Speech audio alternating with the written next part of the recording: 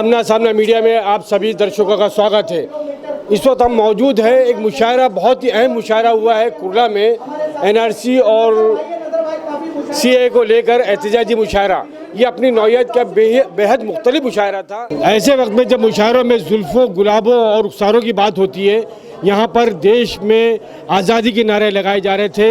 इस सरकार से आज़ादी, इस भ्रष्ट नेताओं से आज़ादी और इस काले कानून से आज़ादी के नारे लगाए जा रहे थे। इस एहतजाजी मुशायरे का एहतमाम किया था जेहो फाउंडेशन के फाउंडर अफरोज़ मलिक साहब ने। आइए हम उनसे बात करते हैं। अफरोज़ मलिक साहब, आज के इस एहतजाजी मुशायरों को लेकर आपका क्या कहना है? और एनआरसी को लेकर बहुत सारी बातें हो रही, सब जानते हैं। इस मूवमेंट को आप लोग किस तरह से और आगे लेके जाएंगे? ये ज़रूरत इसलिए आन पड़ी क्योंकि बहुत बड़ा तबका है जो हिंदुस्तान और हिंदुस्तान के बाहर मुशायरों को देखता है और मुशायरों को पसंद करता है और उनका फॉलोअर है।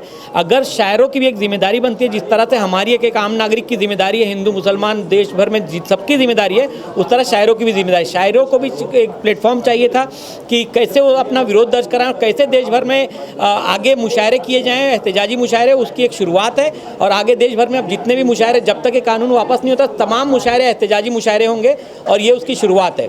और दूसरी, सीए और एनआरसी का जो कानून है वो एकदम काला कानून है। जो कानून बिल्कुल हमारे जो संविधान को ठेस पहुंचाते हुए उसको तोड़ने के लिए बनाया गया है। जिस तरह संविधान के पहले उसमें लिखा हुआ है कि जाति, धर्म, लिंग और रंग के हिसाब से किसी के साथ भी कोई कानून नहीं बनाया जा सकता, वो बिल्कुल उसका उल्लंघन है। जामिया मिल्लिया में जिस तरह से स्टूडेंट पे जो हमले हुए और जो यूपी में जो आज भी ख़ासतौर से मुस्लिम तबके पर और दीगर जो सेकुलर तबका है उन पर लाठियाँ बरसा जा रही है, उस पर आप क्या कहना चाहिए? मैसेज क्या देना? मैं तो आमना सामना मीडिया के उस माध्यम से बोलना चाहता हूँ, सिर्फ लाठियाँ नहीं बरसाई जा रही है। योगी जी ने डायरेक्ट स्टेज से कहा है कि हम जो विरोध कर रहे हैं उनसे बदला लेंगे। तो बदला अगर मुख्यमंत्री लेने पर उतर आए तो किस हद तक जाएगा, उसको आपको सोचना चाहिए। और वो लोग जज बने बैठे हैं, वो लोग आज बिना मुकदमा चलाए जो रिकवरी के जो बात कर रहे हैं, वो लोग खुद ही तय कर रहे हैं कि कितना जुर्माना वसूलना चाहिए। जबकि कानून ये है कि अगर कोई रिकवरी लेने की बात है तो कोर्ट में जाना चाहिए, कोर्ट तय करेगा रिकवरी कितनी होनी चाहिए। मगर इन्होंने लोगों को दबाने के लिए, संगठन जो विरोध करने वाले संगठन, उनको दबाने के लिए इस तरह का हरबा इस्तेमाल किया है।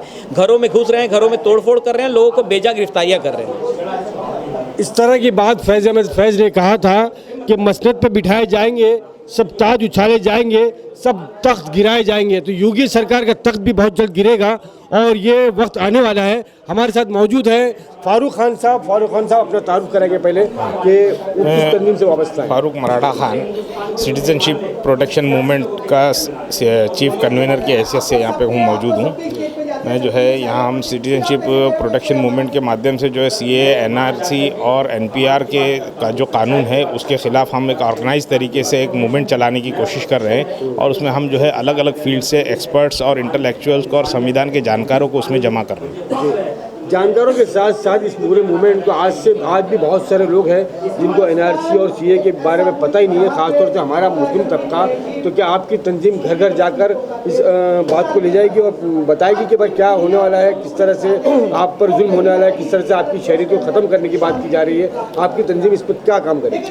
हम इसके ज़रिए से जो है ये बता रहे हैं लोगों को कि सिटीजनशिप जो है आपकी इस वक्त में डाउटफुल है। यानी आप इस वक्त में भारत में जो भी नागरिक रह रहा है वो अपने आप में इस मुल्क का शहरी नहीं है जब तक का वो एनआरसी के प्रोसीजर से नहीं गुजरेगा।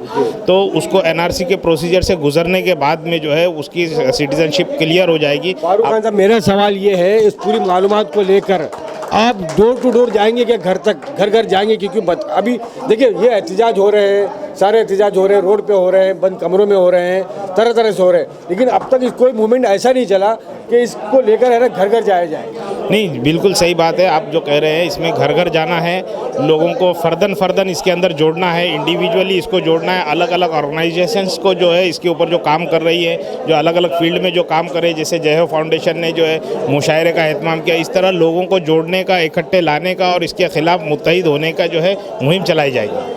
हमारे साथ इस हॉस्पिटल के मालिक या डायरेक्टर कहिए आप कि डॉक्टर साकिब साहब हैं। डॉक्टर साहब, आप क्या कहना चाहेंगे? मैं ये कहना चाहूँगा कि जो कानून आया है वो बहुत ही काला कानून है और इसको समझने की ज़्यादा ज़रूरत है।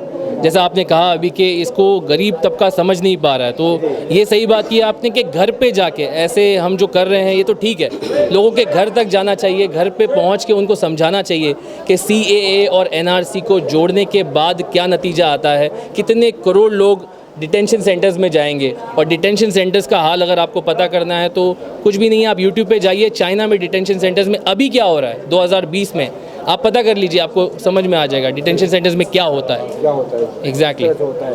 तो मैं फारूक साहब से फिर एक बार ये पूछना चाहूँगा, फारूक खान साहब से, कि फारूक खान साहब जिस तरह से ये इनके नुमाइंदे या गवर्नमेंट के नुमाइंदे आएंगे, फॉर्म भराएंगे और NRC को लेकर या CAA को लेकर, तो क्या फॉर्म लोगों को भरना चाहिए नहीं भरना चाहिए? हमारी कोशिश ये है कि टोटली जो आवाम है, जो सारे मज़हब के मानने वाले जो लोग हैं, उन लोगों से हम ये दरख्वास्त कर रहे हैं कि इस मुहिम का बाइकआउट किया जाए, सरकार के इस पूरे प्रोजेक्ट को फेल किया जाए, कोई भी अपने डॉक्यूमेंट, कोई भी अपने जो है पूर्वजों के डॉक्यूमेंट पेश ना करें। क्योंकि हम ये कौन होते हैं जिन्होंने NRC से जो खुद अभी तक नहीं गुजरे, जिन्होंने अपनी नागरिकता सिद्ध नहीं की, वो दूसरों की नागरिकता के बारे में कैसे जानकारी लेवे?